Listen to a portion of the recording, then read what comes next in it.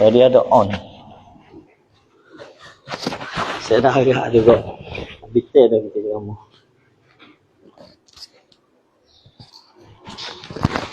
Okey, dengar dah. Tak ada suara. Okey, dengar. Okey, kita ulang semula.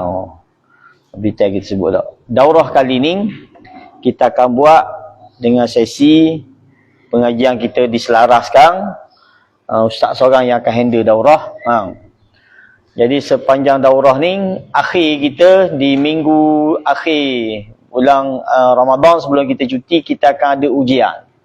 Ujian ni termasuk ujian daurah tafsir kita lah. Dan juga ujian madah-madah yang kita ambil sepanjang daurah ni. Faham?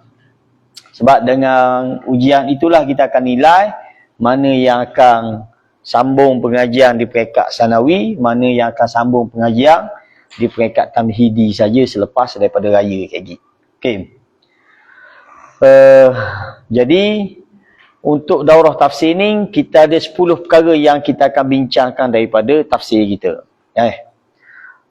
Sebelum tu rujukan Ustaz akan rujuk kitab tafsir Pimpinan Ar-Rahman dan juga kitab tafsir Al-Mukhtasar fi Tafsir. Dua tu sebagai rujukan asas kita dalam pengajian tafsir kita ni, insya-Allah lah. Baik guys, jadi tulis tu rujukan kita adalah tafsir Pimpinan Rahman dan juga Mukhtasar fi Tafsir. Tu kitab teks Arab lah. Pimpinan Rahman ni teks Jawi kita dah. Baik guys. Jadi apa 10 perkara yang kita akan ambil daripada pengajian tafsir, sepanjang pengajian tafsir kita ni? Yang pertama, tulis. Banyak pun sila tulis dah. Makna harfiah. Ini benda yang penting lah. Makna harfiah yang pertama. Cuma tahun ni kita tak ada, kita tak ambil masa untuk kita mengulang bersama lah. Ini tugasan antum sendiri. Untuk ulang, untuk hafal sendirilah. Makna-makna harfiah yang kita beri tu sila ambil dan sila hafal. Faham? Supaya kita boleh ingat setiap perkataan yang ada di dalam Al-Quran ni. Mana-mana perkataan yang sama, yang dah kita ambil sebelumnya. Contoh ada dah dalam Fatihah. Alladzina contoh. Kita tak ambil lah, kita tinggal dah lah. Kita hanya akan kongsikan makna-makna perkataan yang baru saja yang kita ambil. Guys, bermula daripada Fatihah lah. Itu yang pertama, makna harfiah. Yang kedua, hadis berkaitan tafsir. Hadis. Hadis berkaitan tafsir. Ataupun hadis, ayat Quran dan hadis berkaitan tafsir. Ayat dan hadis. Tulis ayat dan hadis berkaitan tafsir. Sebab ini asas dalam tafsir kan. Kita nak faham Quran ni dengan apa? Dengan ayat Quran juga. Betul tak? Kita boleh faham Quran ni dengan ayat Quran juga. Ataupun kita boleh faham Quran ni dengan hadis Nabi. Nabi sendiri yang jelaskan. Okey. Yang kedua, ayat dan hadis tentang tafsir. Yang ketiga, tentang ketuhanan, tauhid rububiyah, uluhiyah dan asma' wa sifat. Tu poin yang ketiga. Tauhid rububiyah, uluhiyah dan asma' wa sifat. Sila tulis. Tentang ketuhanan, tulis dalam kurungan tauhid rububiyah, uluhiyah dan asma' wa sifat.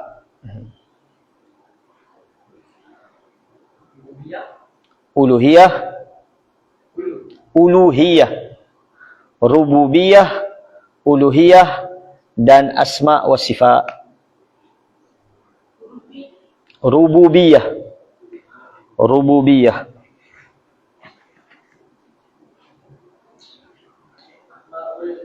Asma' wa sifat. Sebab apa? Sebab itulah tujuan utama Quran. Quran Allah turunkan untuk benda. Untuk dia perkenalkan dia kepada kita. Jadi, lebih daripada 2/3 Al-Quran ni hanya menceritakan tentang tauhid.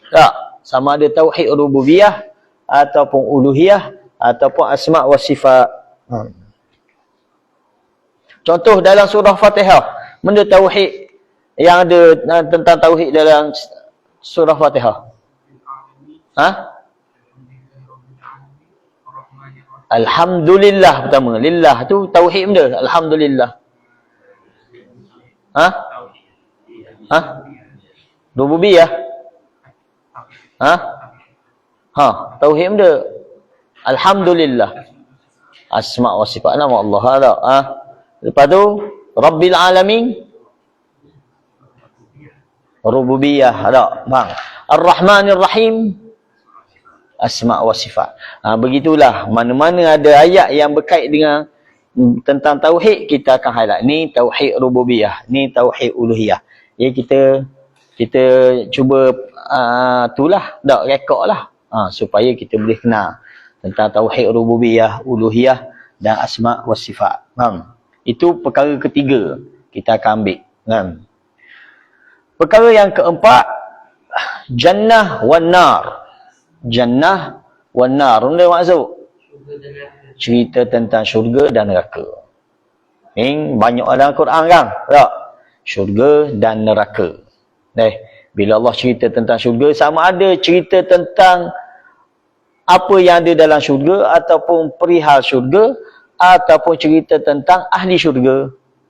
Begitu juga sebaliknya tentang neraka, tentang azab yang ada dalam neraka, tentang penghuni neraka. Tak, ciri-ciri ahli neraka, kita akan ambil belakang benda tu. Itu poin yang keempat yang kita akan fokuskan dalam pengajian tafsir kita. Jannah wan nar.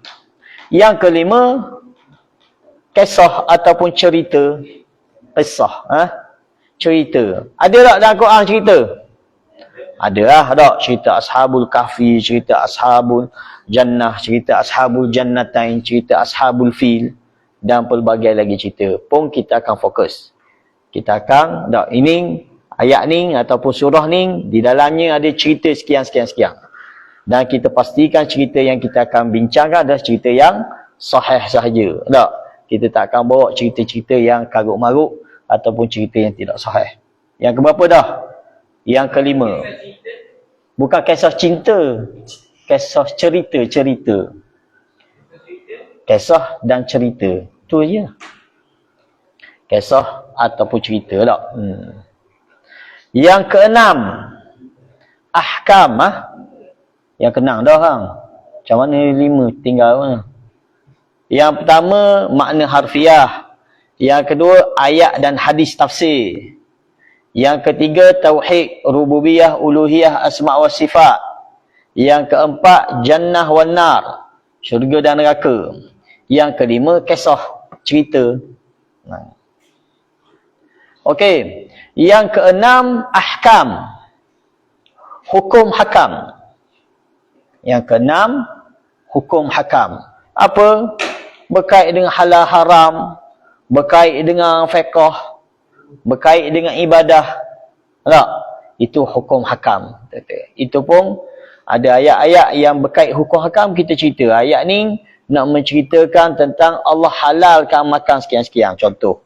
Ayat ni nak menceritakan tentang Allah haramkan kita buat sekian-sekian. Contoh. Tak? Jadi, itu dalam pengajian tafsir kita. Tentang ahkam. Hukum hakam. Yang ketujuh. Sudah, settle. Yang keenam, ahkam. Yang ketujuh, nasihat. Nasihat. Dalam Quran ada tak nasihat? Banyaklah nasihat. Ada. Nasihat.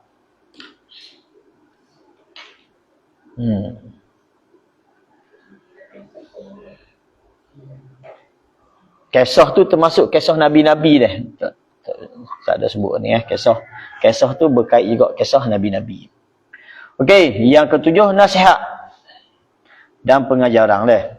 Yang ke-8 asbabun nuzul. Yang ke-8 asbabun nuzul. Sebab-sebab turun ayat. Asbab. Sebab turunnya ayat. Sebab-sebab turunnya ayat. Ini ada setiap ayat ke asbabun nuzul? Tidak. Hanya ada sebahagian ayat sahaja ataupun sebahagian surah yang ada waridnya tentang asbabun nuzul. Apa maksud asbabun nuzul? Kenapa Allah turun ayat tu? Dia ada peristiwa sebelum tu. Tak. Dia ada isu, lalu Allah turunkan ayat. Contoh, mana ayat tentang tayammum. Ada asbabun nuzul dia. Kisah bagaimana dalam satu peperangan, Aisyah terlibat pergi sama dalam peperangan tu, tak? On the way balik, Aisyah hilang dia punya rata, barang perhiasan dia jatuh. Tak? Dan dia pergi qada hajat, jatuh barang perhiasan dia. Cari, tak temu. Sehingga para sahabat masa tu terputus air. Habis dah air berkalang. Bang, air berkalang habis. Siapalah turunlah ayat supaya nak ambil sembahyang guna cara tayammum. Tak? Itu contoh asbabun nuzul. Faham? Yang ke-8. Yang ke-9, istilah kalimah. Istilah ataupun istilah perkataan. Tak? Ini pun penting. Apa maksud istilah perkataan ataupun istilah kalimah? Contoh ayat wa aqimis solah, dirikanlah solat. Apa dia solat? Apa dia solat? Definisi kepada solat, takrif ataupun istilah kepada solat tu benda? Apa?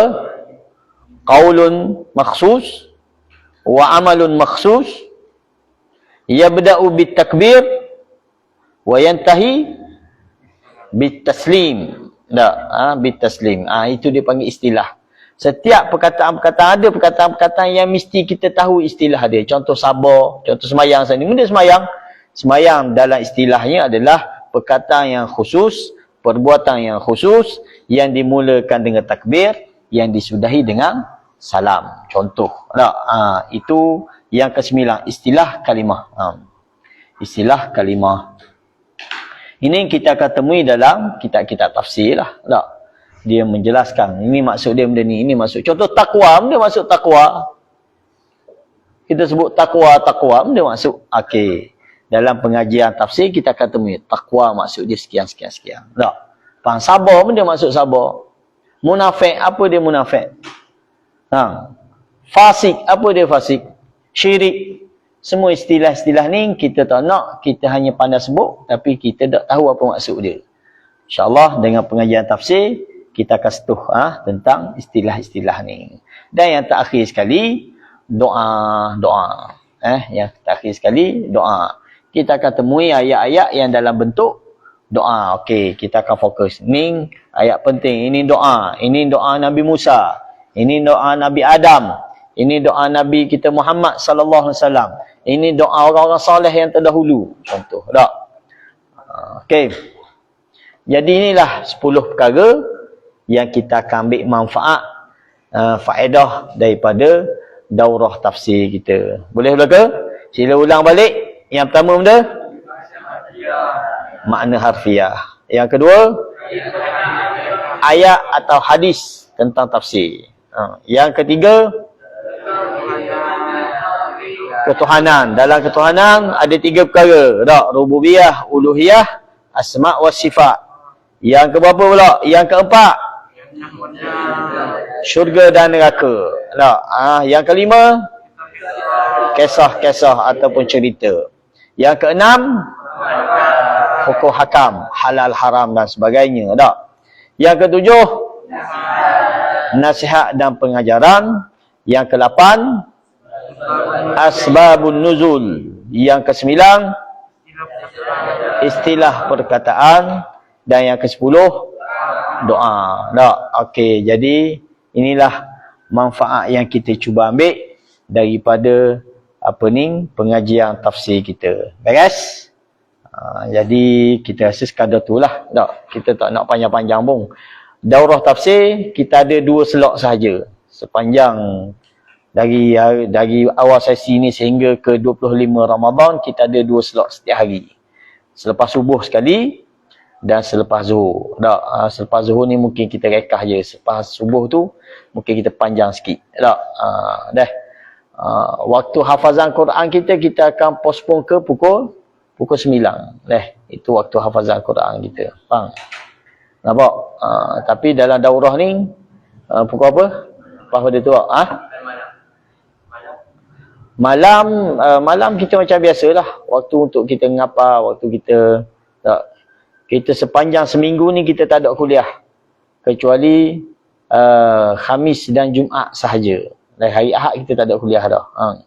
Hari Isnin kekal. Hari Isnin mungkin kita ada kuliah di selepas kuliah Isyak. Waktu saja yang kita ada. Beres? Okey. Jadi harap kita boleh ikuti daurah dengan baik. Cuma pastikan ditulis. Setiap benda yang kita bincang, setiap perkataan yang kita beri. Contoh hari ni dalam tafsir kita temui benda hadis tentang tafsir. Ustaz akan share dan kita tak ada teks. Jadi pastikan semua ditulis. Itu cara pengajian tafsir kita. Okey? Ada benda-benda soalan? Banyak ada soalan ke? Jadi insya-Allah kita buat secara live ni terbukalah kepada siapa yang nak join boleh. Cuma itu masa kita iaitu selepas sembahyang subuh dan juga selepas sembahyang zuhur. Selepas sembahyang zuhur insya-Allah. Okey, sekadar tu sahaja, kita tangguh dulu. Lepas ni kita ada benda. Ada tu orang. Ada slot Ustaz Farhan. Okey, subhanakallahumma wa bihamdika asyhadu an la ilaha illa anta astaghfiruka wa atubu ilaik. Banyak pastikan solat kita berapa minit selepas azan kita qamat? 20 minit ada? 15 minit dah. Banyak pun kena solat 15 minit selepas azan. Hari ni minta maaf lambat sikit sebab kita jadual makan kita lari sikit hari ni. Okey, jadi start esok insya-Allah 15 minit selepas azan kita solat. Lepas solat kita zikir secara ringkas, kemudian kita sembahyang sunat dan terus kita mulakan daurah. Okey, wallahu alam. Assalamualaikum warahmatullahi wabarakatuh.